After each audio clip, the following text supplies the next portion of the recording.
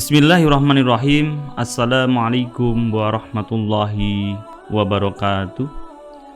Para pemirsa Dawah Tangsel dimanapun berada, jumpa kembali dalam Kafah Perspektif pada kesempatan yang baik ini, pada edisi 304 atau tanggal 4 Agustus 2023. Kita mengangkat tema tentang pinjol makin menggurita, rakyat semakin sengsara. Para pemirsa dimuliakan oleh Allah Subhanahu wa taala, kalau kita melihat kondisi di sekitar kita saat ini, ya, kanan kiri kita melihat masyarakat di sekitar kita banyak sekali yang terjerat pinjol atau pinjaman online, ya. Menurut data di bulan April 2023, ya, warga DKI Jakarta itu terjerat pinjol itu sebesar 10,3 triliun, ya. Mereka terjerat pinjaman online, ya. Bahkan kalau diakumulasi seluruh Indonesia, ya, pada bulan Mei 2023 itu hingga mencapai angka 51,4 triliun, ya. Ini diakui oleh data dari OJK, ya. Dan ada informasi yang kemudian sangat menyesakkan dada kita semuanya, ya. Ternyata pinjaman online yang diambil oleh masyarakat di sekitar kita itu mengalami kemacetan. Itu sekitar 1,72 triliun rupiah, ya, pada bulan Mei 2023. Kenapa? Karena kondisi saat ini memang keadaannya memang sedang sulit, ya. Kondisi sedang paceklik, ya. Bahkan banyak masyarakat di antara kita yang tidak mampu untuk membayar, hingga mereka kemudian frustasi dan akhirnya memutuskan untuk bunuh diri, ya. Para pemirsa buletin Kafah Perspektif yang dimuliakan oleh Allah Subhanahu wa taala. Kalau kita meneliti lebih dalam, ya, ternyata penyebab daripada pinjol atau pinjaman online, ya, karena kondisi masyarakat saat ini memang mereka mengalami kebutuhan yang terus meningkat. Baik kebutuhan sehari-hari maupun kebutuhan dadakan, ya. Nah, ini akibat dari tekanan ekonomi yang kemudian memang sedang sulit pada hari ini. Mungkin efek dari COVID-19, ya. Nah, juga ada, ya, yang memang terjerat pinjol karena gaya hidup yang tidak terbatas dan konsumtif, ya. Nah, dari segi lain ternyata inilah kemudian diambil peluang oleh para kapitalis, para pemilik modal, ya, sehingga para kapitalis pemilik modal mereka berinvestasi dengan menyediakan pinjaman online atau pinjol, ya. Ini kemudian menjadi kesempatan buat mereka untuk berbisnis di dalam transaksi muamalah, ya. Nah, pemirsa yang dimuliakan oleh Allah Subhanahu wa taala, ya. Pemerintah hari ini melihat, ya, kenapa kemudian ada kemacetan dalam pinjaman online. Pemerintah menilai bahwa itu disebabkan karena banyak masyarakat melakukan pinjaman ilegal, ya. Kemudian saran dari pemerintah, silakan untuk melakukan pinjaman yang legal saja supaya tidak memberatkan kedua belah pihak, ya. Nah, ini kemudian yang terjadi hari ini di sekitar kita. Nah, bagaimana seharusnya seorang muslim memandang tentang pinjaman online? Sebagai seorang muslim, idealnya kita memandang pinjaman online atau pinjol, baik legal maupun ilegal, ini merupakan praktek yang tidak sesuai dengan aturan-aturan Islam, ya. Karena di sana muamalah pinjaman online ini mengandung unsur riba nasi'ah ya. Karena ada pungutan bunga sampai batas tertentu, kemudian sampai dengan waktu tertentu ya. Para pemirsa dakwah Kafah Perspektif yang dimuliakan oleh Allah Subhanahu wa taala, bagaimana kemudian kacamata Islam memandang bahwa pinjol ini dari kacamata Al-Quran dan As-Sunnah ya. Allah Subhanahu wa taala zat yang maha mengetahui manusia ya, maha mengetahui segalanya, telah menghalalkan jual beli, dan kemudian Allah juga melarang terkait dengan muamalah yang berbasis ribawi. Kita bisa melihat di dalam Al-Quran surat kedua ayat 278 ya. Dan sungguh Allah telah menghalalkan jual beli dan kemudian mengharamkan riba ya. Rasulullah SAW juga menegaskan pada saat beliau kemudian haji wada, Rasulullah kemudian bersabda kepada kita semua, berpesan bahwa semua riba pada masa jahiliyah telah dihapuskan. Artinya apa? Rasulullah SAW kemudian jelas-jelas melarang bagi umatnya untuk bertransaksi muamalah dengan menggunakan transaksi muamalah yang berbasis ribawi. Para pemirsa dimanapun Anda berada,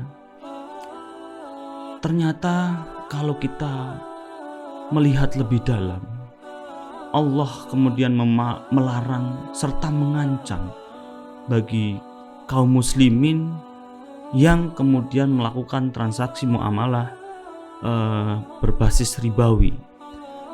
Apa saja yang kemudian di ancaman Allah Subhanahu wa taala kepada kita semua? Yang pertama, kebanyakan ulama tafsir menjelaskan pelaku riba itu akan dibangkitkan dari alam kubur seperti orang kerasukan setan karena gila ya. Ini dijelaskan di dalam surat Al-Baqarah ayat 275 ya, yang artinya orang-orang yang memakan riba tidak dapat berdiri melainkan seperti berdirinya orang yang kemasukan setan lantaran tekanan penyakit gila. Itu yang pertama. Kemudian yang berikutnya, yang kedua, orang-orang yang masih hari ini mempraktikkan riba, berarti orang tersebut menyatakan perang dengan Allah Subhanahu wa taala. Kita bisa mendapatkan informasi di dalam surat Al-Baqarah ayat 278 hingga 279 yang artinya, wahai orang-orang yang beriman, bertakwalah kalian kepada Allah dan tinggalkanlah sisa-sisa riba jika kalian orang-orang yang beriman. Jika kalian tidak meninggalkan riba, berarti kalian telah memaklumkan perang kepada Allah dan Rasul-Nya. Namun jika kalian bertobat, kalian berhak atas pokok harta kalian. Dengan begitu kalian tidak akan berbuat zalim, tidak merugikan, dan tidak dizolimi atau dirugikan. Inilah kemudian informasi ancaman bagi pelaku riba yang kedua. Kemudian yang ketiga, mereka yang terlibat di dalam transaksi riba itu dilaknat oleh Nabi SAW. Bukan saja pemberinya, tetapi juga saksi, bahkan para pencatat administrasinya. Nabi SAW bersabda, sungguh Nabi SAW bersabda, telah melaknat pemakan riba, pemberi riba, dan 2 orang saksinya. Ini diriwayatkan oleh hadis riwayat Abu Dawud ya.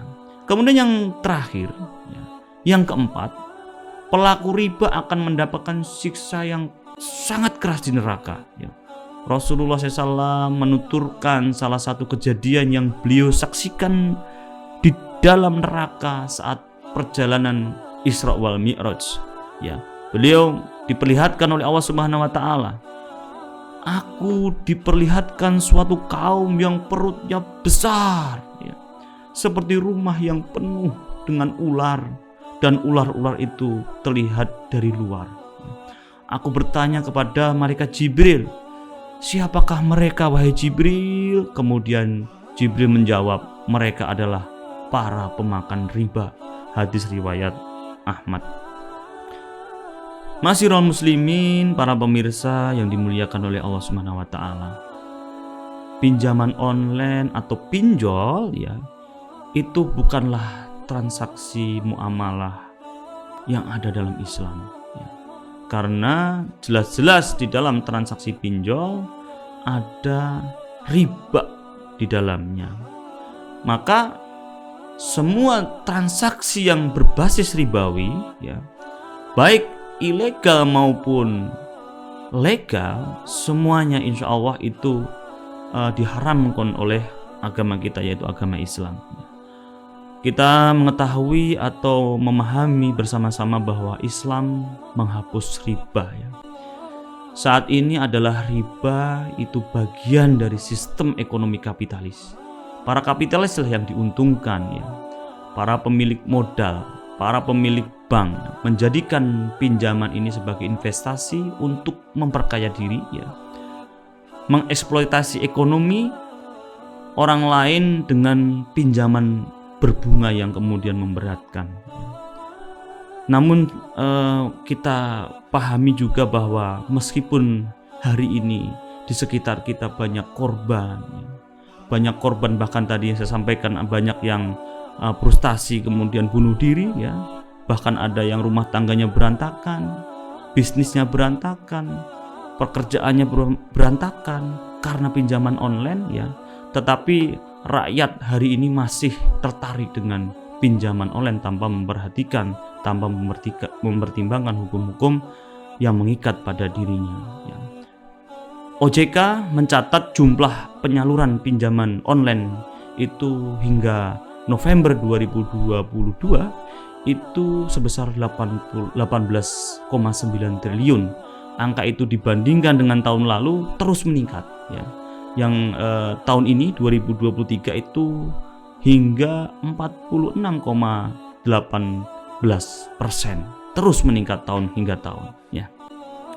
Nah, para pemirsa Kafah Perspektif dimanapun pemirsa berada ya, kita mengetahui bahwa membantu saudara atau memberikan pinjaman itu merupakan perbuatan yang dipuji oleh Allah dan Rasul-Nya ya. Ini merupakan perbuatan yang amal soleh bagi kita semua. Bahkan Nabi Muhammad SAW kemudian pernah menyampaikan pesan kepada kita semua bahwa siapa saja yang meringankan suatu kesusahan atau kesedihan seorang mukmin di dunia, Allah akan meringankan kesusahan pada hari kiamat ya. Siapa saja yang memudahkan urusan seorang muslim dalam keadaan sulit, maka Allah akan memberikan dia kemudahan di dunia dan di akhirat. Ini hadis riwayat Ahmad ya. Orang yang memberikan pinjaman pun dianjurkan oleh Allah Subhanahu wa taala untuk bersikap baik ya. Bersikap santun ketika menagih ya. Dan dianjurkan juga untuk memudahkan urusan saudaranya yang mengalami kesulitan. Allah kemudian mengabarkan atau memberikan warning kepada kita semua di dalam surat Al-Baqarah ayat 280 yang artinya jika orang-orang yang berhutang itu dalam kesukaran, dalam kesulitan, berilah tangguh sampai dia lapang, menyedekahkan sebagian atau semua utang itu lebih baik bagi kalian jika kalian mengetahui. Para pemirsa yang dimuliakan oleh Allah Subhanahu wa taala. Nah, tetapi selain kemudian kita dianjurkan untuk memudahkan bagi saudara kita yang mengalami kesusahan ya, juga kita ada himbauan karena kaum muslimin tidak boleh meremehkan hutang piutang ya. Kaum muslimin juga harus diingatkan agar supaya tidak bergaya hidup konsumtif ya, dan kemudian mudah untuk berhutang ya, yang akhirnya kemudian dia memberatkan dirinya sendiri. Khalifah Umar bin Abdul Aziz. Kemudian beliau berwasiat, aku mewasiatkan kepada kalian agar kalian tidak berhutang, ya, meskipun kalian merasakan kesulitan. Sebabnya sungguh hutang itu adalah kehinaan pada siang hari dan kesengsaraan pada malam hari. Karena itu tinggalkanlah ia, niscaya kehormatan dan kedudukan kalian akan selamat dan akan tersisa kemuliaan bagi kalian di antara manusia selama kalian masih hidup. Masyiral muslimin, para pemirsa Kafah Perspektif dimanapun Anda menyaksikan siaran ini, lalu bagaimana solusi yang kemudian ditawarkan oleh Islam, ya?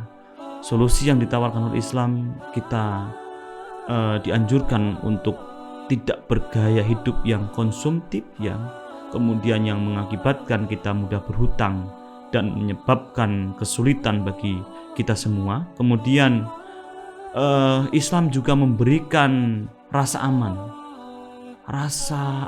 terhadap warganya, aman terhadap kebutuhan pokok, ya, sehingga politik ekonomi di dalam Islam adalah terpenuhinya kebutuhan pokok setiap individu di dalam negara Islam, ya. Lalu bagaimana sistem Islam memberikan jaminan terhadap kebutuhan pokok itu? Maka Baitul Mal, ada pos-pos penyaluran yang ditunjukkan untuk kemaslahatan umum seperti untuk pendidikan, kesehatan, dan sebagainya. Di Baitul Mal juga ada divisi santunan, ya. Kemudian divisi santunan itu akan menyediakan anggaran khusus untuk kaum fakir, kaum miskin yang sedang mengalami kesusahan, ya. Maka ketika Islam diterapkan, insya Allah praktek muamalah yang berbasis ribawi akan sirna dan tidak akan bisa terus eksis di tengah-tengah kita. Artinya rakyat yang tercekik oleh kaum kapitalis yang berjiwa ribawi akan terus ada, bahkan bertambah. Nah, kemudian beginilah hidup tanpa aturan-aturan Islam tidak diterapkan di tengah-tengah masyarakat kita saat ini. Demikian pembahasan tentang pinjol, ya. Mudah-mudahan kita semua mendapatkan pelajaran dari kejadian-kejadian yang ada di sekitar kita. Atas kasih sayang dan rahmat Allah Subhanahu wa taala, Allah menurunkan seluruh aturannya untuk memudahkan umat manusia, memberikan rasa aman kepada manusia.